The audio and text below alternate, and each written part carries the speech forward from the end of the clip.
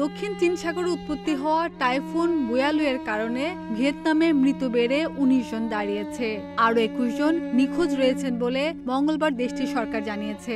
এছাড়া আহত হয়েছে কমপক্ষে ৮৮ জন। প্রতিবেশী ফিলিপাইনে ধ্বংসযজ্ঞ চালানোর পর সোমবার ভিয়েতনামের মধ্যাঞ্চলীয় উপকূলে আছড়ে পড়ে টাইফুন বুয়ালুই। এ সময় উপকূলীয় এলাকায় বাতাসের গতিবেগ ছিল ঘন্টায় ৩০০ কিলোমিটারেরও বেশি। পাশাপাশি ঝড় আছড়ে পড়ার ২৪ ঘন্টা আগে থেকে ভিয়েতনাম জুড়ে ভারী বর্ষণ শুরু হয়েছিল। এতে সেখানে বন্যা ও ভূমিধসের ঝুঁকি বাড়ছে, জানিয়েছে রয়টার্স। বুয়ালুই সোমবার ভিয়েতনামের উত্তর মধ্যাঞ্চলের উপকূল দিয়ে স্থলে উঠে আসে। সঙ্গে নিয়ে আসে ব্যাপক জলোচ্ছ্বাস, তীব্র ঝড় ও প্রবল বৃষ্টি। ঝড়ে সবচেয়ে বেশি ক্ষয়ক্ষতি হয়েছে দেশটির মধ্যাঞ্চলীয় এনগেএন এবং হাতিন প্রদেশের।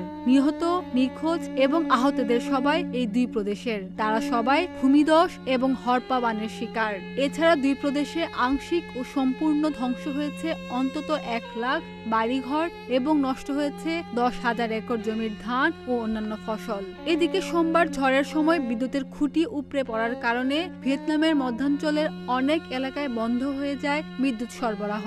এখনো বিদ্যুৎ পরিষেবা পুরোপুরি স্বাভাবিক হয়নি বলে জানানো হয়েছে সরকারি বিবৃতিতে। ডেস্ক রিপোর্ট, প্রতিদিনের বাংলাদেশ।